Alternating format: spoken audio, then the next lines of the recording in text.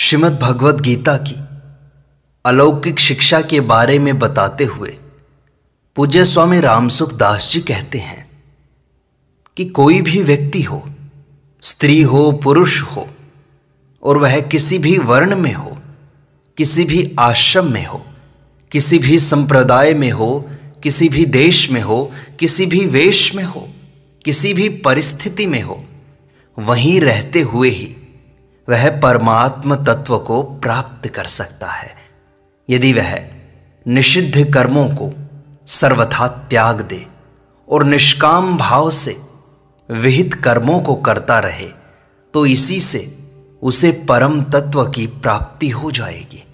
भगवद गीता कहती है, सुख दुखे समे कृत्वा लाभालाभौ जया जयौ ततो युद्धाय युज्यस्व नैवं पापम अवाप्स्यसि।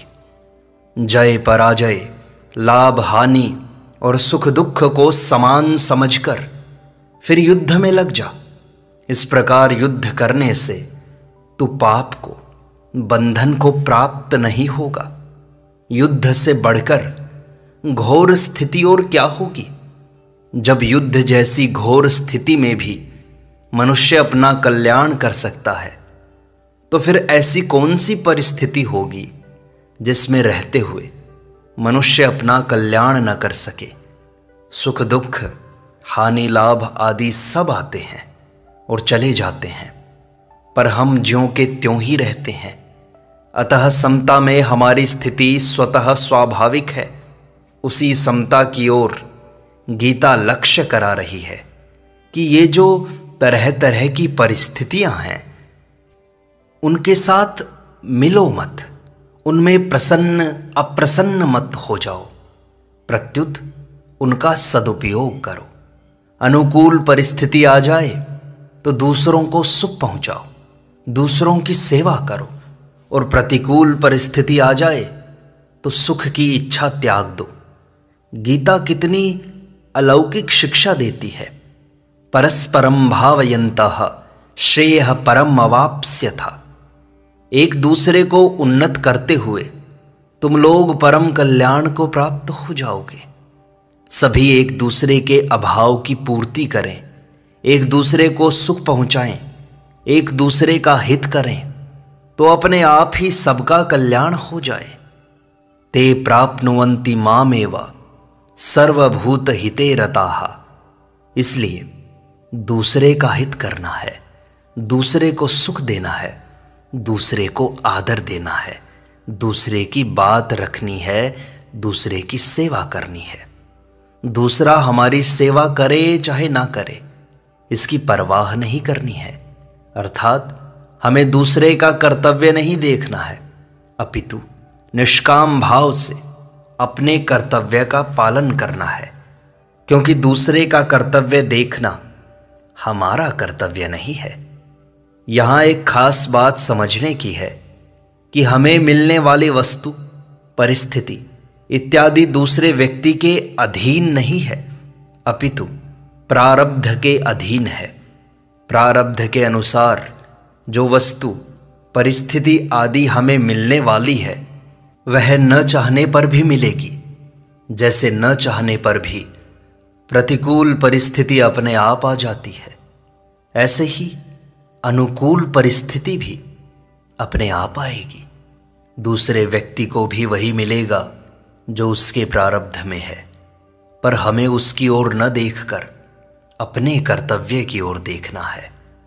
मैं सुख ले लूं, मेरा आदर हो जाए, मेरी बात रह जाए, दूसरा कोई मेरी सेवा कर दे, यह भाव महान पतन करने वाला है। अर्जुन ने भगवान से पूछा कि मनुष्य न चाहता हुआ भी पाप क्यों करता है?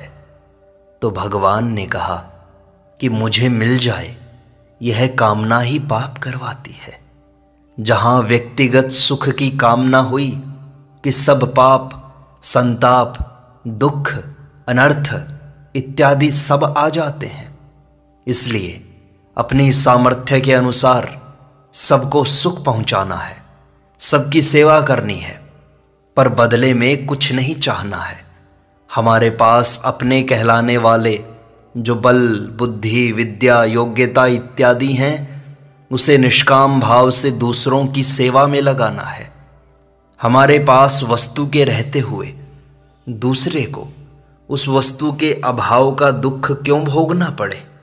हमारे पास अन्न, जल और वस्त्र के रहते हुए दूसरा भूखा, प्यासा और नंगा क्यों रहे? ऐसा भाव रहेगा तो सभी सुखी हो जाएंगे। एक दूसरे के अभाव की पूर्ति करने की रीति भारतवर्ष में स्वाभाविक ही रही है। खेती करने वाला अनाज पैदा करता था तो वह अनाज देकर जीवन निर्वाह की सब वस्तुएं ले आता था। उसे सब्जी, तेल, घी, बर्तन, कपड़ा आदि जो कुछ भी चाहिए वह सब उसे अनाज के बदले में मिल जाता था। सब्जी पैदा करने वाला सब्जी देकर सब वस्तुएं ले आता था। इस प्रकार मनुष्य कोई एक वस्तु पैदा करता था और उसके द्वारा वह सभी आवश्यक वस्तुओं की पूर्ति कर लेता था। पैसों की आवश्यकता ही नहीं थी। परंतु अब पैसों को लेकर अपनी आदत बिगाड़ ली। पैसों के लोभ से अपना महान पतन कर लिया। पैसों का संग्रह करने की ऐसी धुन लगी कि जीवन निर्वाह की आवश्यक वस्तुएं मिलनी कठिन हो गई। कारण कि वस्तुओं को बेच बेच कर रुपए पैदा कर लिए और उनका संग्रह कर लिया। इस बात का ध्यान ही नहीं रहा कि रुपए पड़े पड़े स्वयं क्या काम आएंगे। रुपए स्वयं कभी किसी के काम नहीं आएंगे, अपितु उनका खर्च ही अपने या दूसरों के काम आएगा। एक मार्मिक बात है कि जो दूसरे का अधिकार होता है वही हमारा कर्तव्य होता है। जैसे दूसरे का हित करना हमारा कर्तव्य है और दूसरों का अधिकार है। माता पिता की सेवा करना, उन्हें सुख पहुंचाना पुत्र का कर्तव्य है और माता पिता का अधिकार है।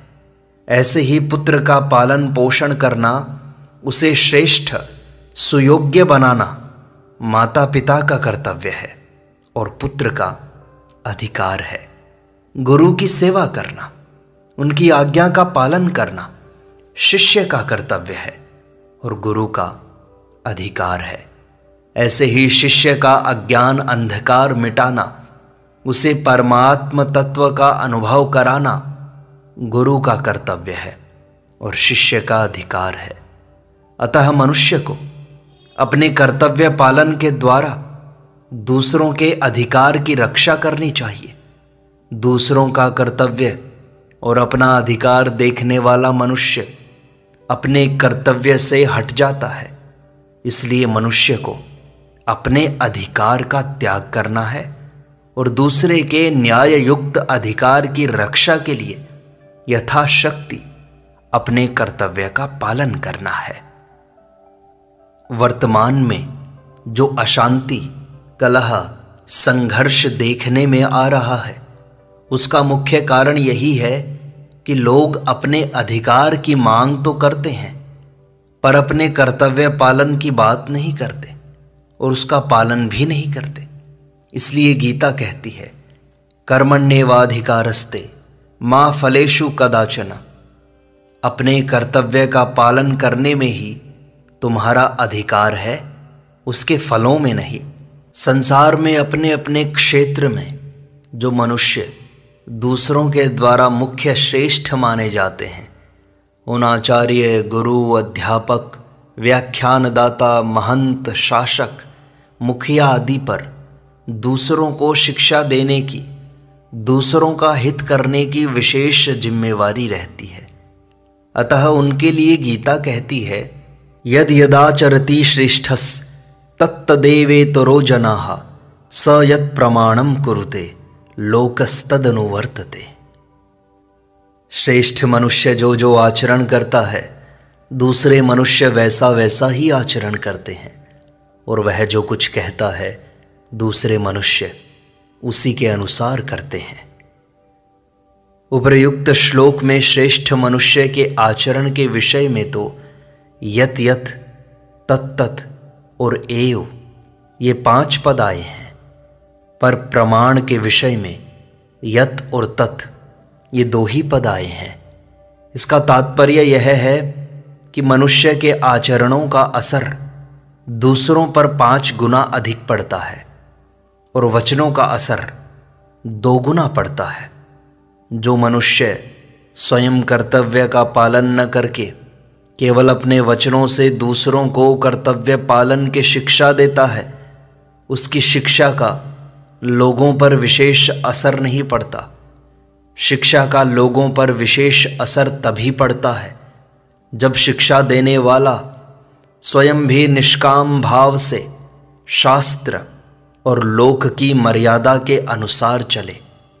इसलिए भगवान अपना उदाहरण देते हुए कहते हैं कि यद्यपि मेरे लिए इस त्रिलोक में कुछ भी कर्तव्य और प्राप्तव्य नहीं है, तो भी मैं जहाँ जिस रूप में अवतार लेता हूँ वहाँ उस अवतार के अनुसार ही अपने कर्तव्य का पालन करता हूँ। यदि मैं निरालस्य होकर सावधानी पूर्वक कर्तव्य का पालन न करूं, तो मुझ में श्रद्धा विश्वास रखने वाले दूसरे लोग भी वैसा ही करने लग जाएंगे, अर्थात वे भी प्रमाद से, असावधानी से अपने कर्तव्य की उपेक्षा करने लग जाएंगे, जिससे परिणाम में उनका पतन हो जाएगा। मनुष्य मात्र में 3 कमियां होती हैं: करने की कमी, जानने की कमी और पाने की कमी। इन तीनों कमियों को दूर करके अपना उद्धार करने के लिए मनुष्य को 3 शक्तियां भी प्राप्त हैं: करने की शक्ति, जानने की शक्ति और मानने की शक्ति। इन तीनों शक्तियों के रहते हुए भी मनुष्य केवल बेसमझी और सुख आसक्ति के कारण अपने में कमी का दुख भोगता है। यदि वह इन तीनों शक्तियों का सदुपयोग करे तो अपनी कमियों की पूर्ति करके पूर्णता को प्राप्त कर सकता है। अपना मनुष्य जन्म सर्वथा सार्थक कर सकता है। निष्काम भाव से दूसरों के हित के लिए सेवा करना करने की शक्ति का सदुपयोग है, जो कर्मयोग है। शरीर से असंग होकर अपने स्वरूप में स्थित होना जानने की शक्ति का सदुपयोग है, जो ज्ञान योग है। भगवान को अपना और अपने को भगवान का मानना मानने की शक्ति का उपयोग है, जो भक्ति योग है। गीता इन तीनों ही योग मार्गों की शिक्षा देती है। जैसे जो केवल यज्ञ के लिए अर्थात निष्काम भाव पूर्वक दूसरों के हित के लिए ही कर्म करता है, वह कर्मयोगी कर्म बंधन से छूट जाता है। कारण कि शरीर आदि पदार्थों को अपना और अपने लिए न मानकर दूसरों की सेवा में लगाने से इन पदार्थों से स्वतः ही संबंध विच्छेद हो जाता है। जो संपूर्ण क्रियाओं को प्रकृति के द्वारा होने वाली देखता है और अपने आप को किसी भी क्रिया का कर्ता नहीं मानता, उस ज्ञान योगी को अपने स्वरूप का बोध हो जाता है। तथा भक्ति योग के बारे में गीता कहती है, जो संसार से विमुख होकर केवल भगवान की ही शरण हो जाता है और भगवान के सिवाय कुछ भी नहीं चाहता, उसके उद्धार की संपूर्ण जिम्मेवारी भगवान पर ही आ जाती है। इसलिए भगवान स्वयं उस शरणागत भक्त के योगक्षेम का वहन करते हैं। भक्ति योग में यह विशेषता है कि भक्त भगवत कृपा से भगवान को तत्व से जान भी जाता है, भगवान के दर्शन भी कर लेता है और भगवान को प्राप्त भी कर लेता है। इस प्रकार गीता में ऐसी अनेक अलौकिक शिक्षाएं दी गई हैं, जिसके अनुसार आचरण करके मनुष्य सुगमता से अपने परम लक्ष्य परमात्म तत्व की प्राप्ति कर सकता है।